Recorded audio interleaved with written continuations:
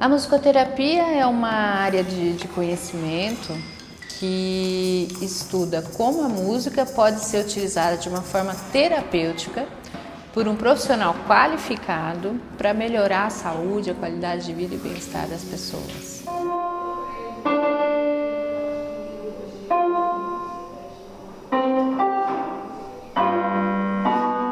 No campo da promoção de saúde, nós temos, por exemplo, musicoterapia com gestantes, musicoterapia com bebês, musicoterapia com crianças na primeira infância.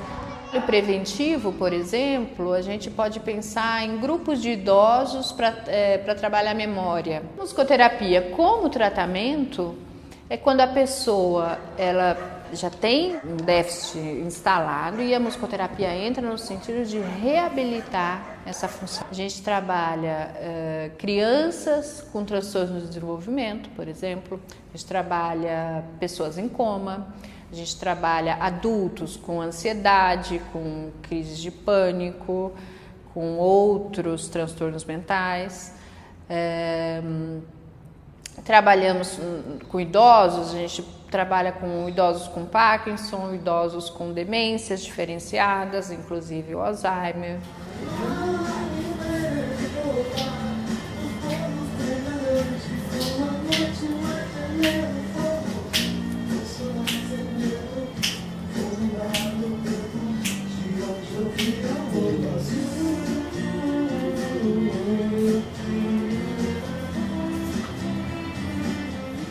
Eu gosto muito de música, cresci ouvindo música. Meu pai, né, toca instrumento e aí eu fui atrás, né, para entender um pouquinho mais. Mas só na musicoterapia que eu entendi o significado daquela música na minha vida, né? Então todo exercício me emocionava porque eu trazia para ela o que aquela música, eu sentia aquela música e que momento que aquela música entrou na minha vida. E é impressionante quando você se conecta, assim, porque por mais que eu sempre fui conectada com ela desde o dia que eu descobri que estava grávida, fazendo a sessão, eu parei, assim, eu estive presente naquele momento e senti que foi a primeira vez que eu tive realmente uma conexão máxima, assim, de se emocionar mesmo, de chorar e ficar bem emocionada. Solta o corpo. Movimenta. Ritmo. Vai ser ritmo ir pra lá também. A partir do 4º mês, ou 5º mês, né, de formação, ele já começa a desenvolver a base do sistema nervoso. E neste momento em diante, todos os estímulos externos que a mãe possa dar para o bebê de uma forma consciente, no caso com a música, seria o quê? A harmonia da música, o ritmo da música e a palavra, no caso as músicas com letras, onde a mãe canta. Tudo isso passa para o bebê, entra também de uma certa forma na formação do sistema nervoso dele, porque ele recebe essa influência. E mais um objetivo que é muito importante é estimular o bebê durante a gestação com os sons, com a voz da mãe, com as melodias, com os ruídos, com o ritmo, que é importantíssimo também. Eu fiz musicoterapia nas minhas 2 gestações. A primeira foi em 2013, que eu tive o Andréas. A gente fez numa clínica mesmo. E a segunda eu fiz agora, quando eu tive o meu segundo filho, em 2017, e essa foi na minha casa. A musicoterapia é muito gostosa na gestação, porque é um momento que você relaxa, você esquece o mundo e você cria um vínculo ali com a criança, que você está carregando aquela criança por 9 meses para cima e para baixo, mas você não tem aquele momento que você para e tem o contato com ele. Então, dependendo da música que a gente colocava, você sentia se mexer mais, entendeu? Então você começa a criar um vínculo diferente com a criança. Bom, os primeiros estudos sobre musicoterapia começam por volta da década de 40, quando alguns feridos de guerra recebem músicos nos seus leitos e as pessoas percebem que essas pessoas têm uma melhora significativa comparado àqueles que não recebem música. Quando a gente escuta determinados tipos de música, ela vai alterar níveis de neurotransmissores importantes. Ela altera não como uma medicação altera, que é de uma maneira mais inespecífica. A música ela modula circuitos de um determinado neurotransmissor de uma maneira muito mais inteligente. Então, a música, por exemplo, ela eleva níveis de dopamina, as músicas agradáveis, e quando ela eleva esses níveis de dopamina, na verdade, ela faz com que o indivíduo se sinta mais motivado, se sinta mais feliz, tenha mais prazer com aquilo que ele está fazendo. Um dos precursores desses estudos foi o professor Rolando Benenson, um psiquiatra argentino. Como médico psiquiatra, atendia muitas pessoas autistas e ele começou a perceber que com a música as crianças autistas respondiam muito. Um dia a gente procurou um neurologista e assim, só de olhar assim, questão de 5 minutos, ele falava, o menino é autista, né? Olha o jeito que ele está subindo, olha o jeito que ele está andando, olha o jeito que ele sobe na escada, olha o jeito que ele anda, olha o jeito que ele corre, essa cabecinha assim. Aí a gente não quis acreditar muito nele e ele já receitou uma medicação faixa preta, né? Assim, o menino tinha 2 anos e pouco.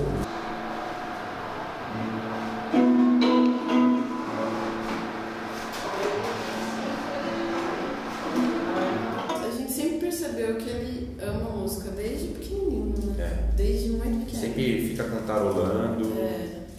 Ele identifica agora a música que ele gosta, ele identifica muito rápido. Começa, né, a tocar e já fala o nome da música, a banda que está tocando. Então eu comecei. Música, autismo, terapia, internet. A musicoterapia acho que ajudou na parte de convívio com as pessoas. O Diego, ele não ficava no mundo dele muito mais fechado e tinha assim, a relação somente com a gente da família. Então hoje, por exemplo, se eu vou em algum lugar e tem uma criança, ele interage, ele procura mostrar alguma coisa que ele gosta.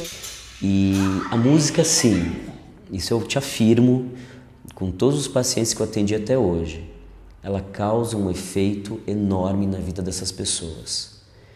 A gente nunca diz para um paciente, para a mãe, né, para os familiares de um autista que ele vai falar. A gente não fala isso, a gente não tem esse poder, né? Mas eu te falo, eu já vi muita criança autista que não tinha comunicação verbal começar a falar através da música, através das melodias. É algo assim que você para e você fala, nossa, e aí de repente ele começa. A música, ela tem um poder enorme.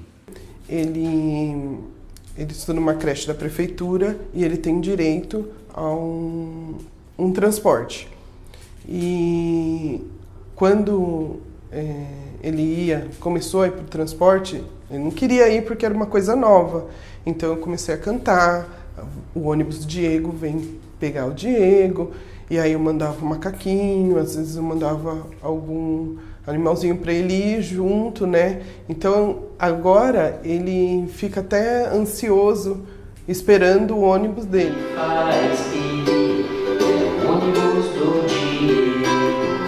Ficou muito mais fácil para ele ir para a escola e até ter mais independência. Então tem paciente que quando começa você vê que ele não olha no seu olho e de repente ele começa a te olhar.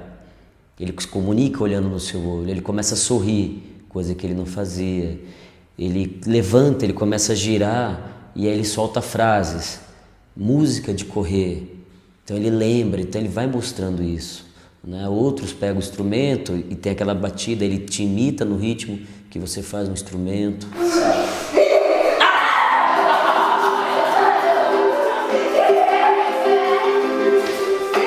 E a gente deixa ele livre, sempre respeitando o que ele é, a pessoa, né? Então, e a musicoterapia, ela consegue acessar esse caminho que outras terapias não conseguem. O Rafael, ele tem, como se diz, ele é um prematuro extremo. Com 20 dias de nascido, ele deu meningite. Por isso que ele teve a sequela, né? Paralisia cerebral e teve, como se diz, ficou com a sequela da epilepsia.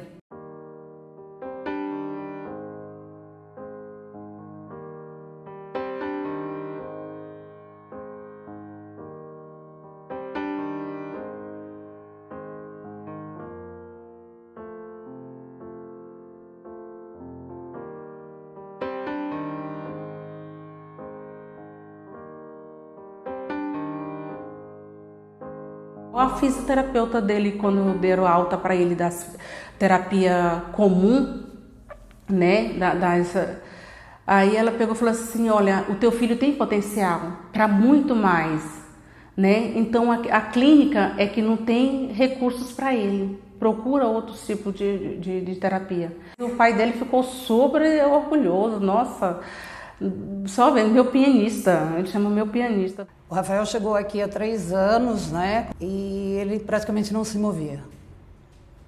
Não se movia, ele não tinha atenção e ele se identificou com o teclado.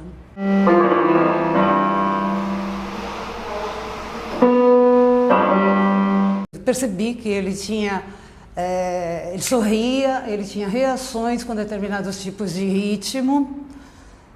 Aí fiz uma música com o nome dele e toda vez que cantava aquela música ele tinha uma reação muito prazerosa. Aí eu coloquei esse ritmo no teclado, ele começou a reconhecer aquele ritmo, aí ok, percebia que era o caminho.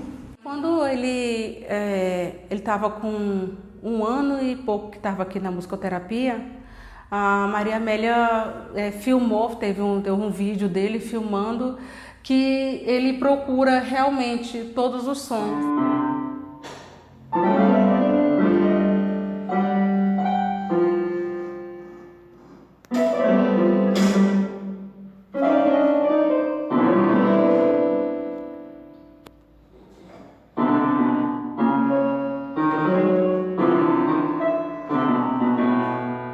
Ele vai procurando o som, esse som daqui com esse, né? E ele entende que quando ela toca aqui, né, é para ele responder aqui. Então ela toca aqui e ele responde, né, quando ela pede para ele fazer. Então deu mais entendimento, desenvolveu mais ele em termos de música, de prestar atenção do som, de identificar determinada música, a preferência dele.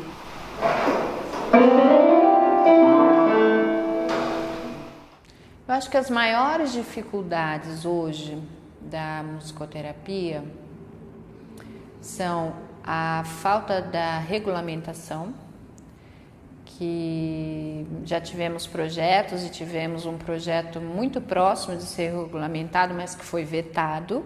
Essa problemática, na verdade, é totalmente linkada com o segundo dos maiores problemas, que é a atuação como musicoterapeuta sem ter a capacitação adequada. Porque hoje é reconhecido como musicoterapeuta o profissional que é graduado em musicoterapia e também o profissional que é especialista em musicoterapia. A partir de uma regulamentação, o especialista será especialista em musicoterapia e o graduado será musicoterapeuta. Bom, a graduação em musicoterapia ela tem 4 anos, alguns cursos atualmente estão com 3 anos. E a especialização é de 1 ano e meio a 2 anos.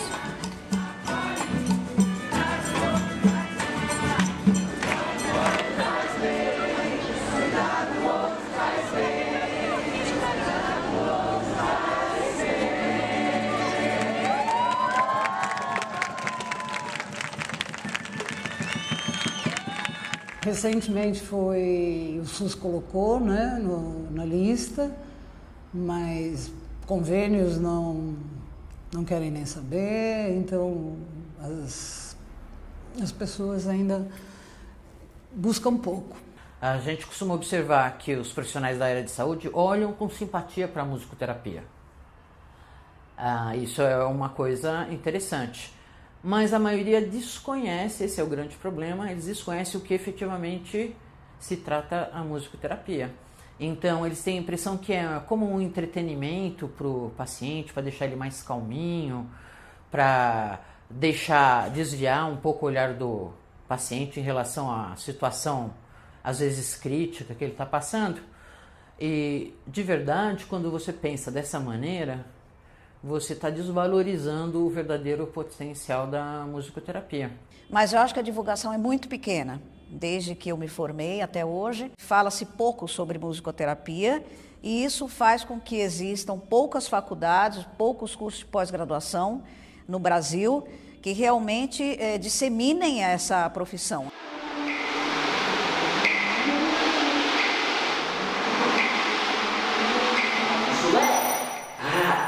Já sei.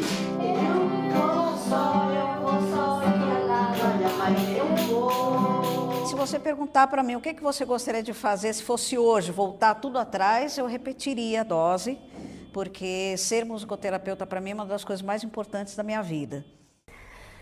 Todos nós temos vários tipos de memória e a memória musical todos nós temos, independente se a gente toca um instrumento musical ou não toca um instrumento musical. Essa memória musical, em casos de demência, ela é a última a ser deteriorada. Isso já é comprovado cientificamente por Platel. É comum eles irem esquecendo o que fizeram ontem, esquecerem aonde trabalharam, aonde nasceram às vezes, não reconhecerem mais as pessoas do dia a dia, esquecerem o nome das coisas. Mas quando a gente coloca aquelas músicas que são folclóricas, que fizeram parte da vida do dia a dia, que fizeram parte da vida daquela pessoa, eles se lembram das letras, eles se lembram da música. Eles conseguem lembrar com muito maior riqueza de detalhes do que se a gente só perguntar verbalmente. Então a música é capaz de resgatar lembranças, tanto positivas quanto negativas. Por isso tem que ser usado com muito critério dentro das sessões. Segura aqui a meia-lua. Como é que toca a meia-lua mesmo? Aqui? Não. Aqui, tá certo. Aqui, ó, só com uma mão. Tá, aqui. E você vai bater aqui. Não, assim não, assim, ó. Quando a gente trabalha com idoso, a sessão tem que ser um pouco mais devagar, porque eles pensam mais devagar, eles têm um outro tempo, então tem que ser sons mais brandos, não pode ser nada muito alto, nada que agrida a acuidade auditiva deles. Então, mas tudo sempre dentro da trajetória sonora da pessoa. Então, até de um idoso para outro, a gente tem diferenças, porque tem idosos que têm problemas motores e a gente tem que respeitar o quadro clínico do paciente. Em relação, tem pacientes idosos que têm quadros de ansiedade. E aí a gente também tem que respeitar o limite do tempo que ele está disposto a participar da sessão, para a sessão não ser algo negativo na vida dele. O que eu mais gosto é o que está na música. E é maravilhoso você ter o conhecimento de você ter isso. Entende? Porque você vai encontrar tudo isso lá, de repente você vai começar a fazer as coisas com carinho, com vontade. É muito bom. Eu acho maravilhoso. Para Alzheimer, quadros de degeneração neurológica em geral, com Parkinson, por exemplo, a musicoterapia ela tem recursos que são insubstituíveis. Nenhum outro profissional consegue o tipo de sucesso terapêutico que a musicoterapia consegue. No quadro de demência vascular, como é o caso da dona Lacir, eles têm muita dificuldade, não só de memória, mas assim de atenção também. E também de expressar com clareza de ideias aquilo que eles querem falar. Então, por exemplo, tem uma música que é muito conhecida, que é Trem das 11, que ela canta perfeitamente a música. Mas depois da música, quando eu faço perguntas chaves para ela, qual que era o meio de transporte, que horário que ia sair o trem, para onde o trem ia, ela tem muita dificuldade em responder, ela não consegue evocar esse conhecimento.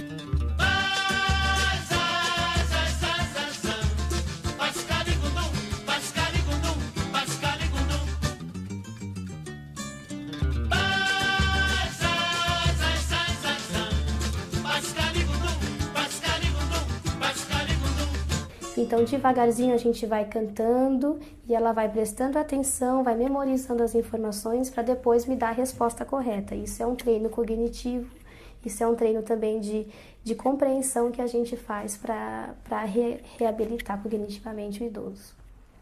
Desde o ventre já pode estar fazendo musicoterapia. São raríssimas as restrições, pode ser para qualquer idade, para qualquer patologia. E quanto mais cedo fizer, melhor.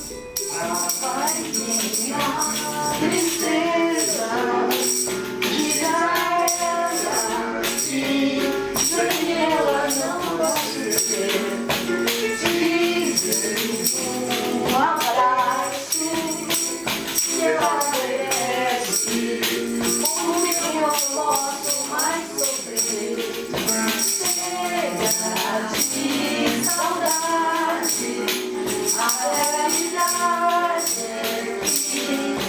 se ela não há paz, não há beleza, é só tristeza e a melancolia que não pode vir, não pode vir, não sai.